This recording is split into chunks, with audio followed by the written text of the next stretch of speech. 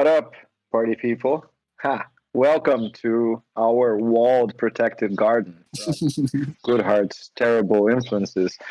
And here we have Spencer with us today. Spencer Graham. Or how do you prefer I say Graham or Graham? The first Depends one, on where like you're born. This one. like the crackers. Yeah. Graham crackers. Yep. Yeah, so I don't know if all are familiar with what Graham has been quietly writing on the issues with Goodhart's law and how DAOs can mitigate or walk around them. I was really happy to read the texts and happy to have him talk about it in person. And with us today are also Mr. Van Gist and soon enough Deacon Bros will show up. Oh, he's here. Yo, yo, yo. Um, and this is a very DAOhaus family episode, no? It's all the DAOhaus House crowd, and I'm gonna subvert the laws today and let Spencer have the first word because he can tell us as well what's happening in the DAOhaus universe and why this Goodhart's discussion is so important. Do you want to kick us off, Spencer? Ooh, such responsibility. Or nobody what do watches we usually this, say? fine. Like, yeah, we just give an update on what we're doing. I guess Uber House is like starting to get some like get its claws in the ground and start going, which is super cool to see. And then I think one of the things I'm probably most excited about on sort of the more on the product side of things is we're like eking our way towards towards the like Boost marketplace and creating a really awesome destination platform marketplace for DAOs to both like sell and also get and use new things to do to plug into their DAOs. I think that's kind of has been the like one of the key pieces of the DAOhaus vision for a while, and it's I think we have a lot of the infrastructure in place and are working on some of the next stuff, and we, like some of the designs that we're starting to see of how that's going to work from a UX perspective, really starting to bring it together, and it's extremely exciting to me. So that's something to look out for from DAOhaus and Uber House coming soon in TM. Yeah, I've been playing with my DAOs and seeing the list of boosts growing every day. It's very exciting. But so how does the boost theme connect to the core premise of Goodhart? Maybe we should start this episode by going through the core premise of Goodhart's law and what is the Goodhart's forest. So before we get started, can I inject just a little thing? Do it. One of the things is like the Discord reboot we're doing, and so that'll be next Wednesday is what we're trying to shoot for, and we're really working on engaging our greater community and bringing them into the core groups. We have like 5 or 6 different kind of core teams that are working on different things in parallel. And we also have a lot of new people coming into our Discord here through House Party or through wherever, and wanting to get involved and wanting to collaborate. So one thing we haven't been very good at is like really giving that road from the edges into the core. And so we're going to really work on that. And Discord's going to look a little different. We're going to try to use some of the fun gamification things that are available on Discord. We're introducing things like tips, so we can tip people for doing things. We're going to have good first issues in all our different tracks. On the last meeting, I shared this map. So we have these ecosystem DAOs that are going to be kind of popping up in different levels of seriousness in the DAOs, ranging from kind of just a signal DAO to LP kind of DAO, and experimenting with a DAO of LPs that can really throw their weight around. It'll be interesting. So yeah, and then to get back to Spencer, I'm really excited to have Spencer here because Spencer is one of our core contributors in DAOhaus. Super helpful with so many different things, like Renaissance Man. And so I'm really excited to have him on today. We're really lucky to have him involved in the project. And so... Plus 100. Well, thanks, guys. I guess I should say. So I quit my job a little bit before I wrote these articles that we're going to talk about, and that was like, I think in the pre-talk we were sort of discussing how, like, for me, weirdly, it's weird to think about. This has been one of the better years for me, even while the world is sort of facing one of its worst, and such a huge reason, both like work-wise and socially, that it's like in just the way I've been feeling as a person, is that I've been able to sink my teeth into stuff that I'm really passionate about and have that sort of like pay my bills and meet all these awesome people and have it be done, and like have it happen in a way that feels just so healthy and like really gratifying and like fun and great. So I just have huge props to everybody in DAOhaus, but especially those that have like done such a great job in setting the culture, and bringing people in from the beginning. So I'm really thankful and so happy to be a part of this group, and also just the broader Ethereum ecosystem. It's all warm fuzzies for me. Been feeling it as well. Thanks for mentioning that, because this is one of the best places I've ever, or maybe the best place I've ever interacted with people. And I say this with like not a joke in sight, because it has been a deeply fulfilling adventure, right? Deacon, you have anything else you want to bring up?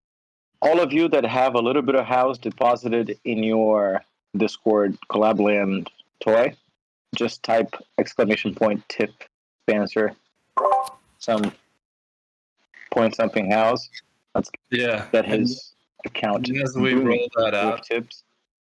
So most people probably don't have any balance yet, but we're going to be kind of making it rain for the people that have been adding value and stuff next week. Maybe we could get everyone in this room some now even, but yeah. So it's kind of a beta thing with Collabland. We're the first XDAI test, and it's a layer 2 solution on a side chain. It's a state channels. Pretty cool, actually. So it's gasless tipping all on chain. Well, on L2.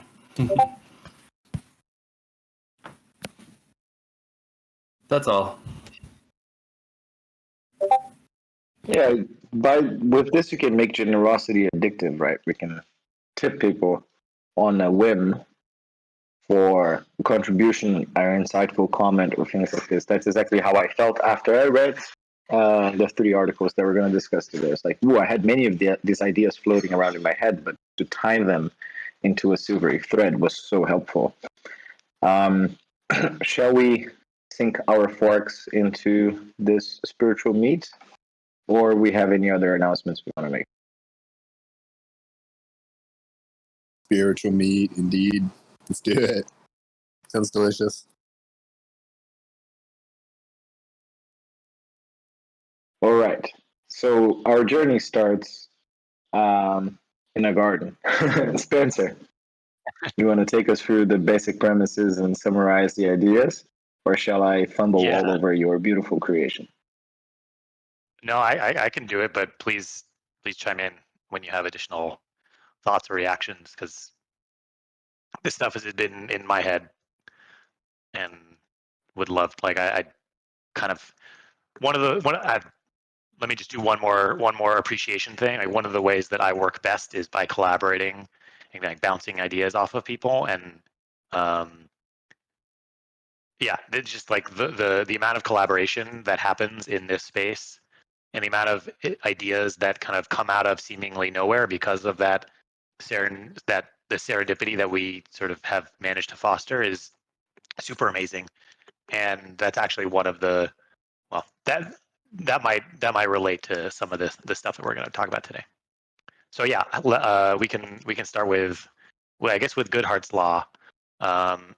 Probably a lot of people are familiar to some degree with Goodhart's law. Even if you're not familiar with it by name, I'm sure you have experienced something related to it. And it's basically the idea that if you set some sort of metric or KPI or quantified something as like a target or a goal or something that you want to achieve, then it actually stops being a good measure or a KPI or quantification of the thing that you originally wanted to do. And the reason that that's the case is because that measurement is, for the most part, it's going to be pretty one-dimensional. And in reality, like humans, the world is multi-dimensional. So it's extremely difficult to encapsulate one goal, like the broad set of goals that any group of humans have, down to just like one KPI or one measure. So if you try to like jam all your organization's incentives into this one measure, you're going to get some fucked up gaming, and that it's just not going to work. It might even explode in your face. So that's Goodhart's law, and that's something that I've sort of have been thinking about in a lot over various parts of my career. But I've started to see some risks emerge based on those ideas in the token and DAO space. Because like tokens are so fucking powerful. They're so cool because they are a KPI and with the incentive built in, right? So like the KPI might be the token price, but that token price might be mapped to some, maybe directly, maybe indirectly, to some objective. Maybe the protocol wants to achieve some objective, or the DAO wants to achieve some objective. The incentive to improve on that KPI is built into the KPI itself. It's an incredibly powerful construction, and is one of the reasons that sort of, I guess, like capitalism in general is pretty good at, for the most part, when markets are designed properly and maintained properly, is pretty good at allocating resources correctly and efficiently. And that's really powerful to bring to all sorts of other stuff via tokens. But that power is pretty dangerous too, because if you think about what those KPIs or those tokens are measuring, it may not actually be the thing that the protocol or the DAO wants to achieve. It may not actually be fully, properly, 100% mapped to or aligned with the objective.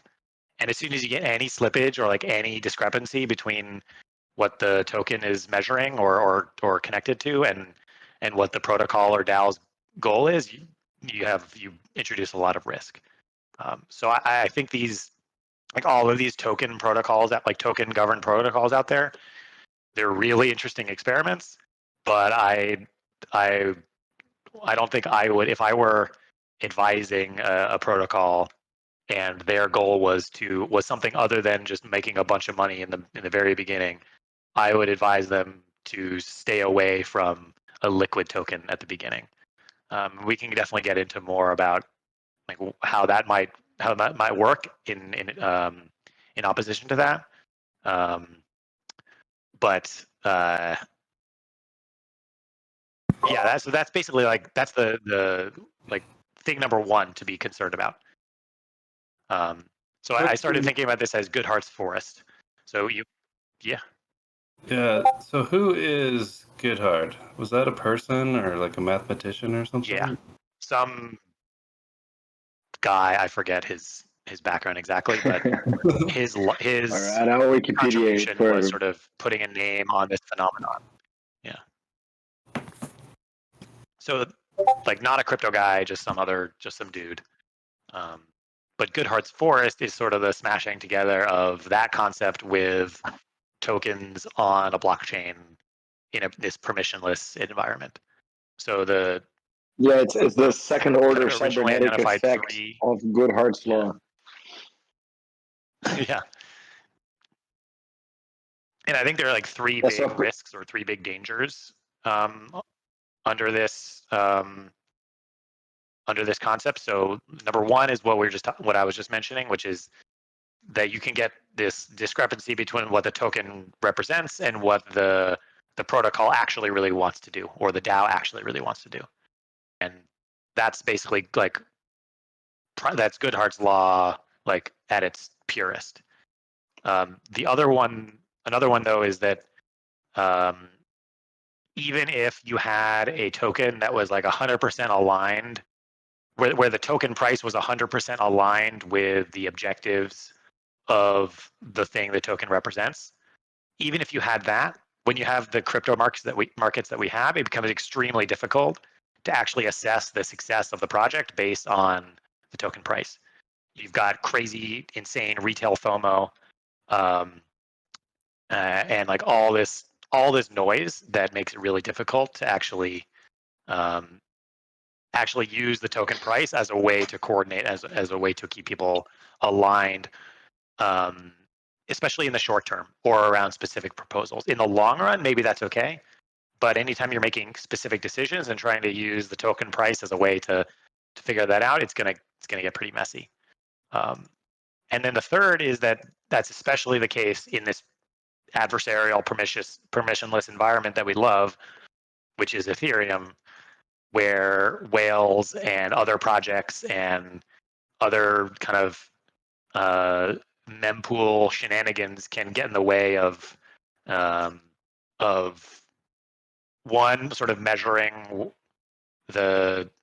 using the token as a way to measure the success of a protocol, and two, the adversarial and permissionless part means that anybody can come just like buy up your token and do a bunch of things that you don't really want them to with it.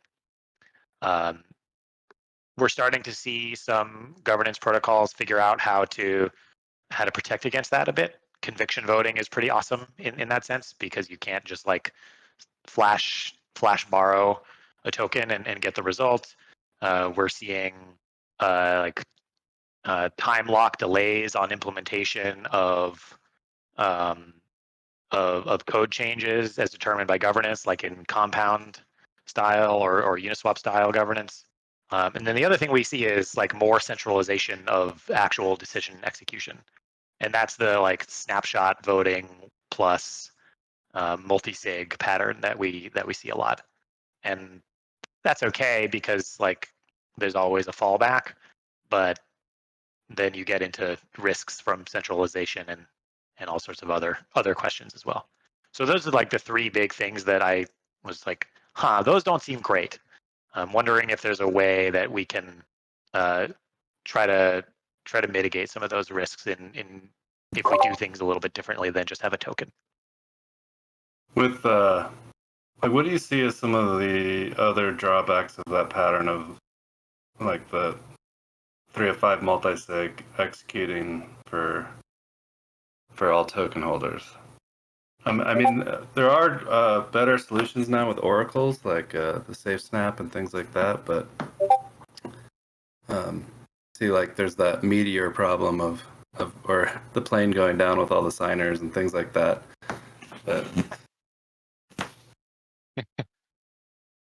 yeah, you can't have your protocol core team just traveling together. That'd be terrible. I think it really just comes down to the trade-off of like having some protection from shit going crazy with the token and centralization and all the risks that centralization create.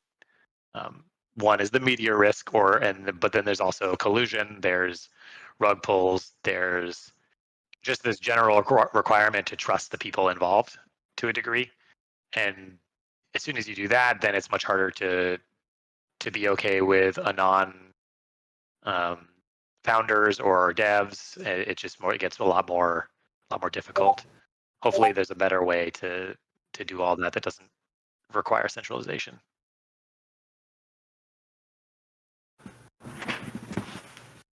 yeah, that's interesting. The other thing. Go ahead. Yeah, go ahead. No, you go ahead. So the other thing is that, and this is like a separate dimension, but I think just as important of a dimension, is that I think there's this like spectrum of like DAOs and ways to make decisions about allocating resources or similar types of decisions, which is like on the one end you have this like extreme, you could call it protocol, like it's highly mechanistic, and that can be really cool because it doesn't require people to actually feel like they're coordinating with anybody. The coordination is sort of an emergent property of like all the private local incentives that people are facing within the mechanism that you've created. Quadratic funding is a really good example of that. In order for us all to figure out how much money a certain project should get or certain projects should get, none of us actually have to talk to each other, and we just like contribute our funds to the thing, and the magic of the quadratic funding algorithm just figures it out, and we get this emergent property, which is really nice. And none of us had to spend any effort really talking to each other. So that can be really good. But all the way on the other end of the spectrum is the exact opposite, where you have to talk to each other, you have to figure it out, you have to work together, and that takes more time and it's more effortful and it's a little bit messier. But you often get really beautiful serendipitous things that come out of that. And Moloch DAOs are like the epitome of that. It basically just creates this really low, like non-opinionated structure on top of which or within which people can sort of safely just coordinate and talk and play around and see what comes of it and iterate on what they've come up with. And I think the token plus the like snapshot plus multisig forgoes a lot of that serendipity and a lot of the things that you can get that come out of social coordination and just working together. And I feel like there's a lot of things that we're losing because we're not having people work together in a way that is not financially driven, which is oftentimes I think what happens when you start a community with a token rather than starting a community without a token. Yeah, that's interesting. One thing we hear, or I hear a lot, is like the benevolent dictator or whatever. Like when you're starting a project, you have to have someone who is the boss, right? Because DAO is too slow that they can't act fast enough when there's a flat organization. You need to have a core team, and that works.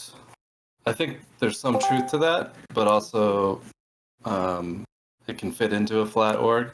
But I'm wondering, like, I guess the multi-sig pattern works really well for that because those are the core people. But I'm wondering, like, what's your opinion around that?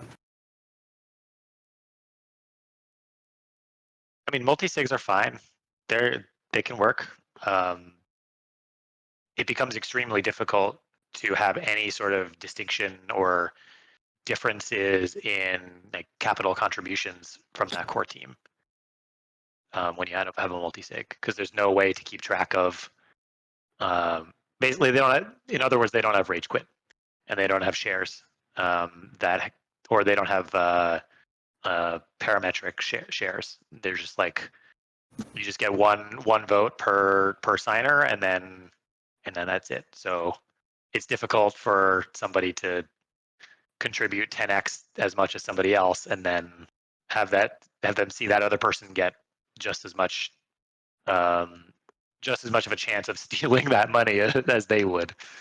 And that sounds like sort of maybe an esoteric thing, or like maybe not that important, but I think one of the things that makes like a lot of us are in at least some Moloch DAO, and I think a lot of us recognize that one of the things that makes that experience so great is this just feeling of safety, and like you don't really feel like anything's at risk. You can always just leave if something's wrong, and you won't have lost anything. And that, like, if everybody's feeling that way and everybody's feeling safe in that sense, it just creates so much possibility for amazing things to happen and for people to do things that they never thought they could have done before, for people to interact with people, other members of the DAO in ways they never thought they would have interacted with anybody before. That like basic level of like financial security and kind of safety is, I think, extremely underrated. And you just can't get that in a multisig.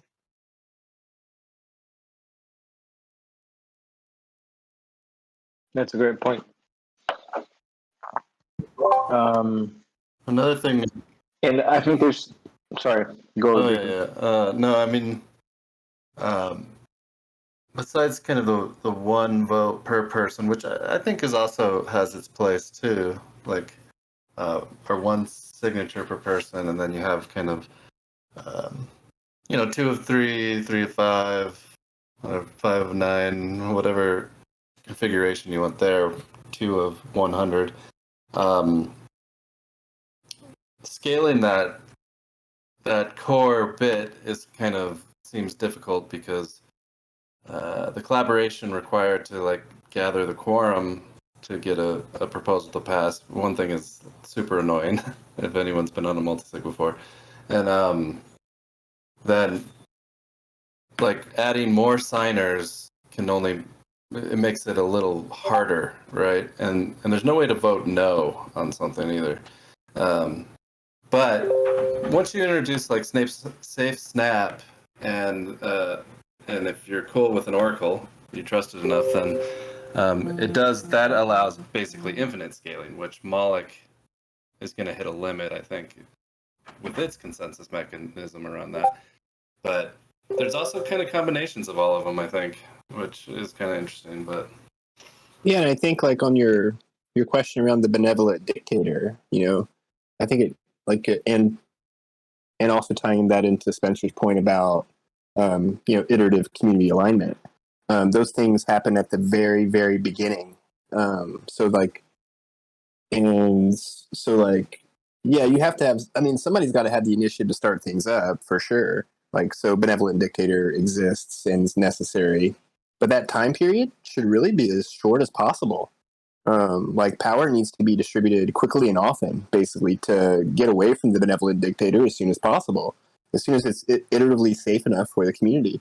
And in a multi-sig, you're kind of locking yourself in based on, what you kind of said, like adding new signers and things kind of like raises coordination cost and just cuts down. So it raises the coordination cost of iterating on power and community, which is from the very beginning, which is a problem. And you can kind of get locked into that. And that's what happens, right? You just get locked into that multi-sig and nobody can ever join it.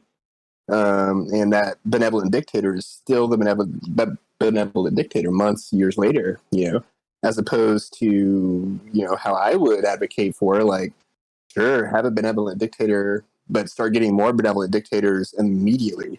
And just add more and more and more benevolent dictators until there isn't one. There's like everybody just benevolent dictator together as soon as possible. So definitely is much easier in a Moloch. I think that's kind of like how it plays in like Goodhart's law and iterative alignment.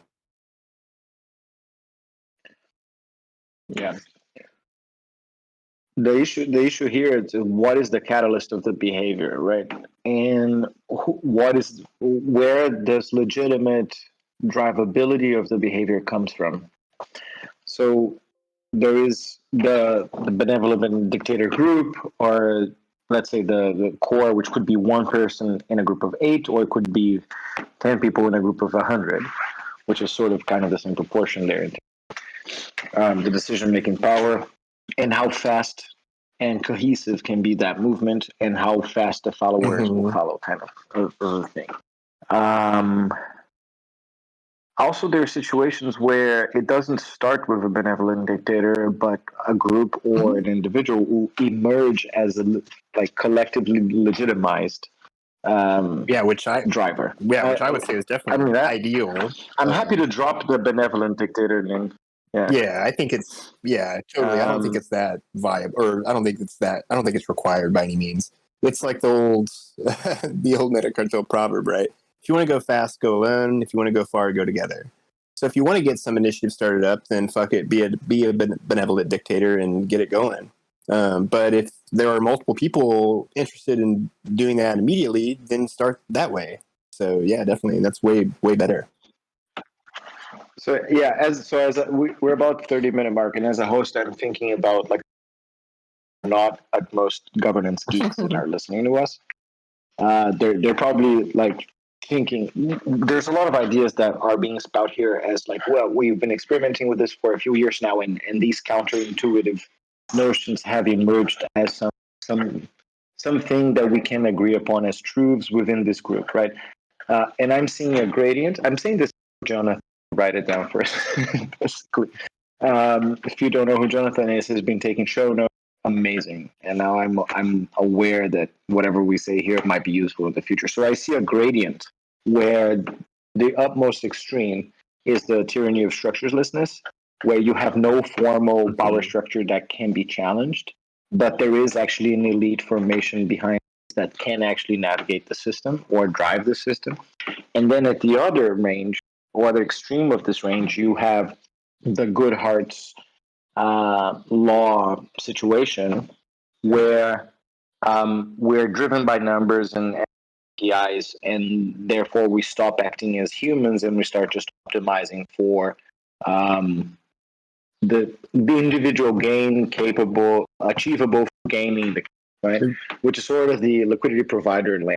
Yeah, it is a really interesting phenomenon. Yeah. Within this range, so within this range, which is the future that Uniswap V3 wanted to bring about, and everybody was like, okay, fuck it, it's too complicated. Like, I don't know anybody who actually is a super Uniswap V3 LP. I'd like to talk to one of them someday to understand how that's working. But within somewhere in between that range, we have navigable communities that are not a complete clique of elite people coordinating in backhauls, and not deserts of personal gain optimizing agents, right? And so that is sort of where our article number 2 starts, right? In the garden. Yeah. So if you want to stay, if you're scared of the forest, then you build yourself a garden.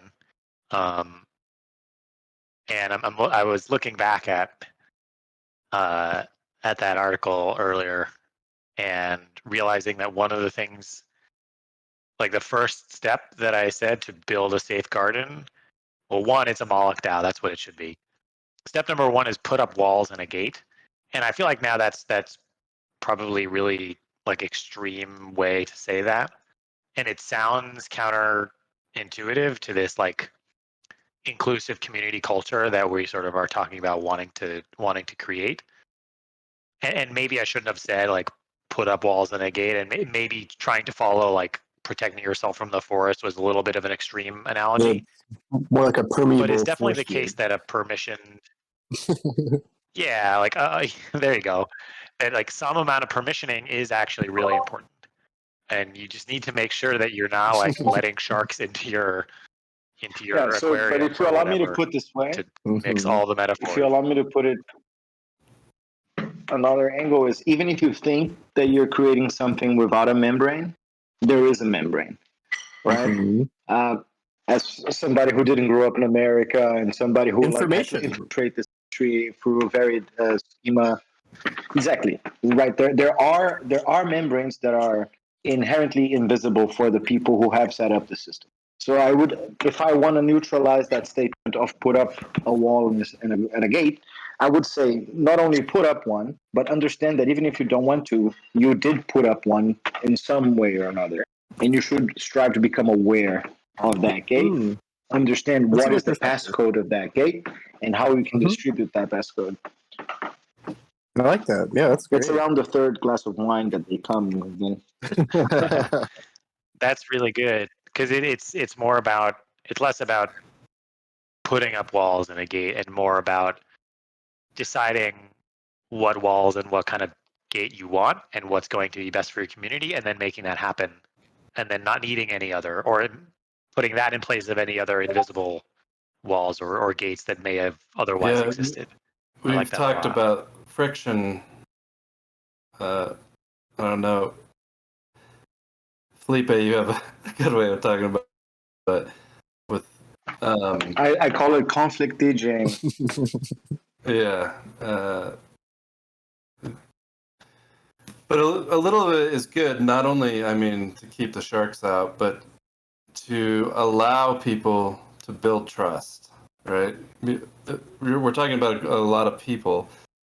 We're trying to work together, and having this like trustless, immutable ledger helps. But we're still people, and we want to build trust, and we want to have like, we want to, know that people have gone through a little bit of that wall or the Jello force field or whatever. They had to do something to get to a place where we're like able to trust them a little more. So if Jonathan has the patience to listen to what I say, you could call that the narrative catalyst of the group, right? I'm hearing back in my head, I'm thinking the DAO Canvas V2 and how I'm going to build that someday. So we have the membrane, you have the price of crossing that membrane, and then you have the catalyst that might be, might not, might be a soccer team, it might be a manifesto, it might be an idea of some kind. And there also might be a particular persona that personifies that idea. And that's what legitimizes them to be at that position. If they fail to uphold that idea, they might be kicked, rage quit. So basically, the idea is like, how do you social system that is able then to have enough aggregation power to survive strong winds of sheer economic incentives that can be manipulated by much larger market cap organizations, right?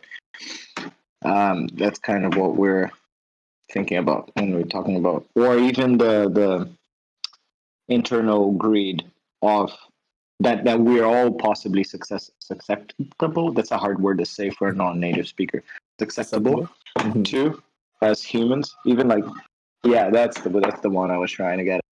Sorry, I hit my car today on a cement floor. I'm sad.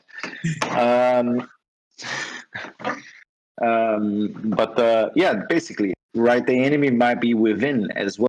And I think the question maybe for a Goodhart's text 4 that I think about is, what are the avenues available to recover from a conflict event that might be very large? Think arrogant community funds and Autark being sued and things like that. Like, what are the avenues, other like healing components that might be available when that kind of shit goes down? Yeah, that's a big question. I don't think I have any real I love not saying real anything great for answers to. saying I mean, something iteration goes horrible. both ways, though, right? Like you need to scale up and down iteratively, depending on the where the values are in the community at that point in space time or whatever. Community mitosis. That's a topic we haven't yet. Like, yeah, I mean, if things change, then people should be able to leave. Community should be able to, kick members if they're whatever. But yeah, I mean, that's just like communities hit points where it doesn't always have to be conflict per se. It's like, there's just two different directions that people want to go in, and they just fork and whatever, and it's fine, But those processes and paths should be readily available to all, really. I mean, that's such a. All of this is really, at least for me, has been just like, it's a love letter to Moloch DAOs, and rage quit is such an amazing thing, because it does both the things that you were describing, Then I guess rage quit, and then the other one, the opposite, is guilt kick. Like, if you have a DAO like that, then the DAO is responsible to you, is accountable to you, And if it breaches that trust, then you can just leave. And you are accountable and responsible to the DAO. And if you breach its trust or become misaligned with it, then it can get rid of you. It can spit you out at not much harm to you. Yeah, you still get your assets and whatever. Right. And I like this might be wishful thinking here, but like if Aragon and Autark, if that situation had been within a Moloch DAO, it might not even have been it might not have been such a problem. That like it's really difficult to think about that counterfactual. Like, and that would be definitely a like. I don't want to be making some sort of crazy argument based on that, but I suspect we weren't there. We didn't things see might it. have been less likely to go that direction in the first place if there was So rage more quit is the explicit community prenup. individual to group and group to individual accountability. Sorry. No, sorry. I was thinking that this episode is missing a couple of jokes. So I said, because we're all very serious today. And so I said that rage quit is the community prenup. You know, like you have this way to get out of it equitably. Well, just or I guess in other words, every membership just comes with a built-in prenup. I guess kind of you can leave. Exactly. Like Spence said, it could spit you out. If you I'm feeling lame defy because the I never prenup. rage quitted anything. It's pretty fun. You should I'm try gonna it. look for a couple of DAOs that can rage quit. Yeah. Yeah, I guess I really think that and we had some of these discussions in like earlier months of DAOhaus development. I really think that we should, and this might be a little bit controversial, but I think we should play up rage quit more. Like I think we should make that more explicit in our DAOs and not even like not hide it behind 3 dots or anything. And my argument for that is it's a like community health and DAO health requires people making explicit decisions about whether to stay or to go. If they stay, then they're making a further commitment every time they decide not to leave. They're furthering their commitment and furthering their alignment with the DAO. And if they decide to go, it's because there was a real reason for them to do it. And now the community is even more aligned and more cohesive around what it wants to do. I agree. It's interesting that because rage quit is one of the things that gets dissed on the most. People really don't like it to be a part of the main treasury. Well, I mean, we have the ability now to have treasuries that aren't exposed to rage quit, but it is one of those interesting things, and sometimes it really doesn't make sense. But so maybe to change the topic a little bit, just because this is something else that you're working on. You're working on so many different projects, but because we are talking about Moloch mechanics, maybe we could just like hit on Moloch, the new version of Moloch that's kind of being worked on right now, and some of how it's like handling voting mechanics and this rage quit thing. It's because it's really very different, but has a lot of the same kind of core ideas. So I think I can actually connect that subject to this stuff pretty well. So let me give it a shot, because I think there's a pretty clear through line through all of it, at least when it comes to how I think about all this stuff.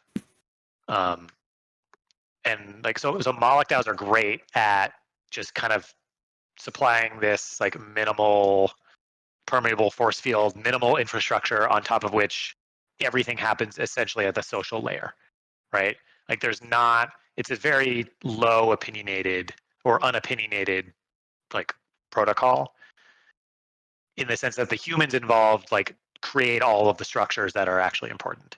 And they can do that because there's this like minimum level of rage quit and permissioned participation and share-based voting. All of that stuff is like very small, and then the social layer is big and rich around it.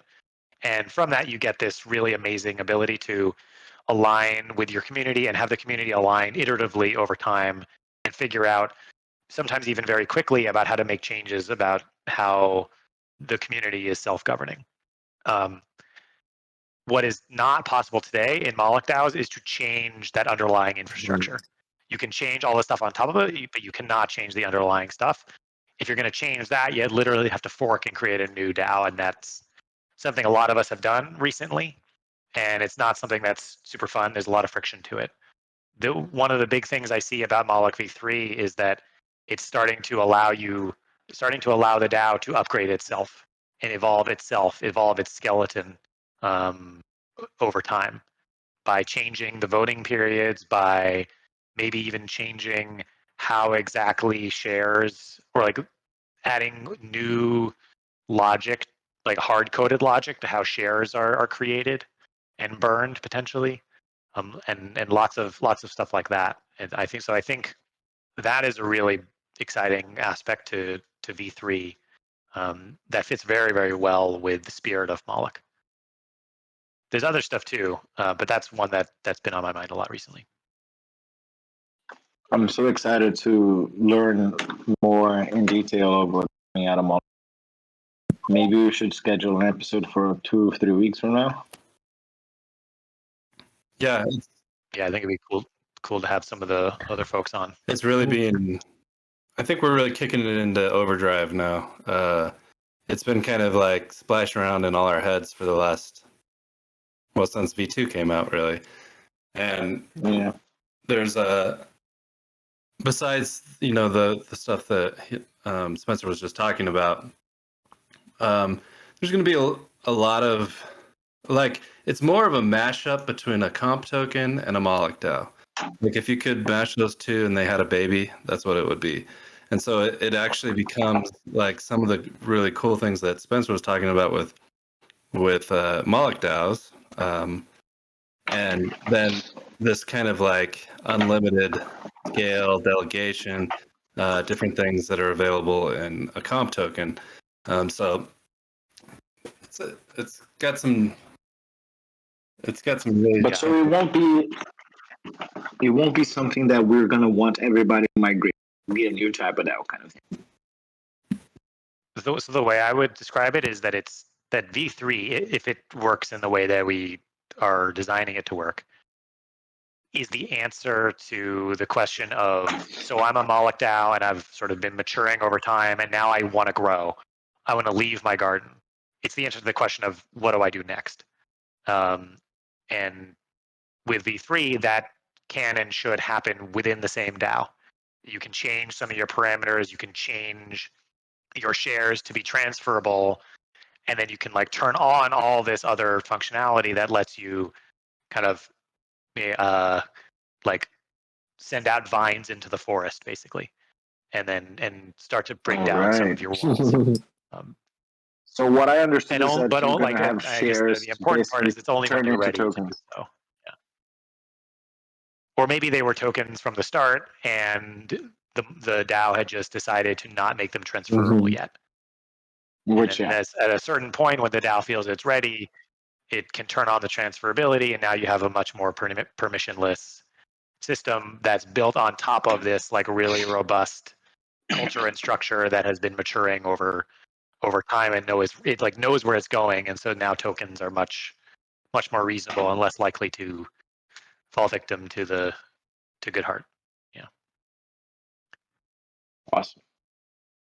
Has anybody named all these events yet? Is there a storyteller in the Moloch Mystics group? Or should I be applying for a new job?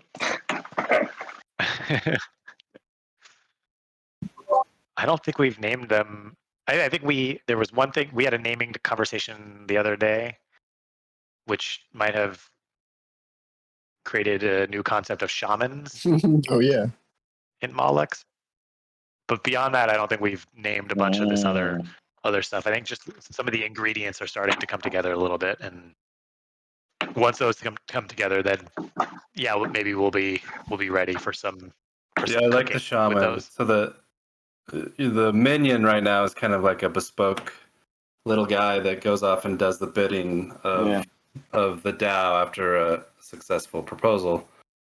The shaman actually is like integrated into the DAO. It's super powerful. Maybe even so much it'll be a hit in the audit, but it can actually, through proposal, do anything, basically. It could rework the shares across everyone. It could burn shares from people, I guess. It could even create. But the shaman is a contract. It's element of the contract. Okay. Okay. It's a shaman is like servitor. In good chaos magic. right, like if a DAO has basically whitelisted a shaman, then that shaman can be used to do different things like minting and burning shares according to sort of predefined logic. So you might imagine, like, if someday source cred is able to be more on chain, then you could mint shares based on source cred in a more automated and on-chain fashion, rather than having to pass Yeah, so you manual have source proposals cred is on Oracle. to give people new shares. And you can have epochs and things like this. You could have coordinate have itself, things like that. Coordinate's a great one too. Yeah, there's it opens up a huge design space that is much bigger than the current Moloch DAO design space. So I guess the other You thing guys to say is wanna- like Moloch v3 can be exactly what a Moloch v2 is, but it can be a lot more too if you want it to be. A lot more. This I'm is- starting to understand. Ben? Was it Ben? Oh, sorry. This is Zach here from Coordinate, and I was just Hey, Zach. hey, Hey. been digging, listening in, and also really hyped to follow up with you guys on some of these things we've been thinking about too, on the ways that we can Amazing. expand that as an operations platform, and integrate a lot of the ideas you guys are talking about. So I will definitely be following up. The other thing I think we should organize here is like a dramatic some of the season 1 people or whoever doesn't have their plate completely exploded.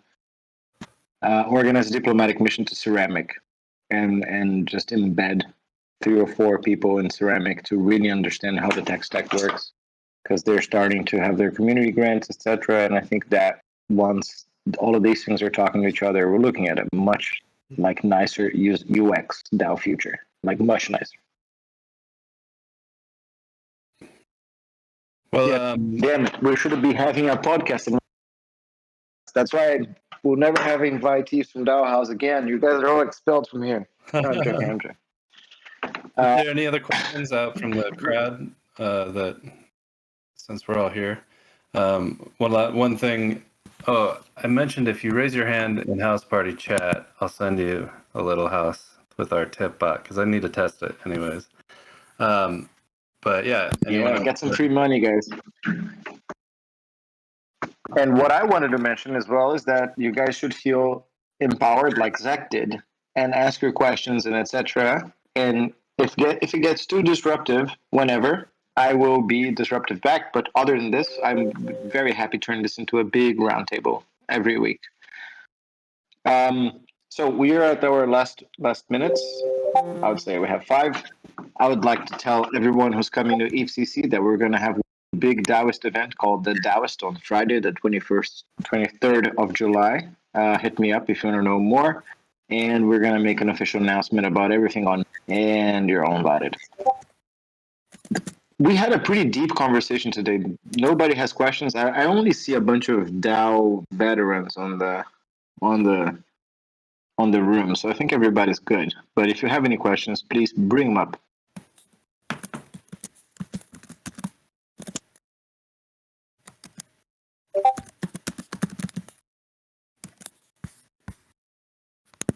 That was cool. See, you explain things too well, Spencer. Hey, James. Hey, just wanted to say thanks. That was really interesting. Yeah, cool. Maybe one thing I can say is I'm really excited about Coordinate, because I feel like it is super aligned with the spirit of Moloch. in the sense that it provides this like minimal infrastructure on top of which humans can like create, or humans can like aggregate their information and their creativity together, and then out of that comes something more than what you started with. So I I'm so looking forward to potential collaboration or just like combination of those ideas. Yeah, one of the there's two things I really value about. One is that it finds it's an imperfect but functional distribution. So imperfect is good because it's less accessible to like one optimal Goodhart strategy. Right. But functional that it actually visualizes the invisible structure of the group after it's done, and especially if it's repeated often enough. So it brings structure to the tyranny of structuredness in a way that is gamified and people think not so much about politics. So I'm looking forward to for a world where people did a lot of coordinating, and then we can see the story. That's why I like. Yeah, cool. I like that too. I think. What's up, everybody? I haven't been here in a while. Yeah, I think what you're mentioning about coordinate is an interesting aspect that's worth calling out, like for everyone here, and what you guys have built is it. We talk a lot about tools, I think, because that's what's interesting to us here. But if people won't use those tools, then you don't get the cultural benefit that you were hoping for, right? So there's always this thing of, coordinate lets us solve for a certain thing. But if we don't get people using it, then it doesn't actually work, right? I mean, Twitter has turned on different versions of tipping, 3 or 4 different times. And like people are kind of like, meh about it, right? So it's not just like magically you have a community of people who are nice to one another and collaborative because you turn on this tool, right? So, I mean, some of it's the tool, but, this is the point of the conversation where I want to point out how much of a, unique gem, I think, ultimately the DAOhaus and the Meta Cartel and sort of all those, the, metagame communities really are. Makes me think of Reddit. Which is a thing that I bring up in sort of technologist conversations a lot, which is Reddit had some interesting tech for its time, but then it sort of accidentally also attracted a community of people that knew how to use it to build to build community around it that just didn't you had other tools. Delicious was one of them. There were other tools that were the exact same as Reddit and just didn't take off because they didn't happen to get the right people using it. So, I never want to pull back from understanding that part of it, which is, to me, the coolest thing of all of this stuff that we, and more so you guys these days, have pulled off and continue to pull off. So, high five. Tips all around. Well, make sure you make those tips a reality with the collab bot, Kirk, because we can. Same reason why the chicken crossed the road. Guys, this is probably the end of one more episode of House Party. Do you have any comments to make, Spence? No, this has been super fun. Thanks for hosting, and thanks everybody for hanging out. Always down to talk about this stuff. So hit me up. Thank you for coming, whatever. actually. Chat anytime. And thank you for doing this fantastic curation of desperate ideas into one gulp of consumable and actionable insight. That's what this space is made of.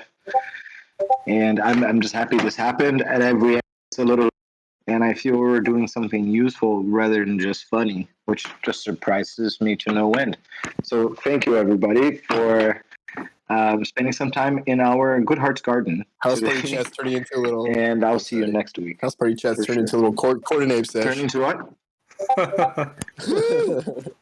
Cool. Party on. See you all.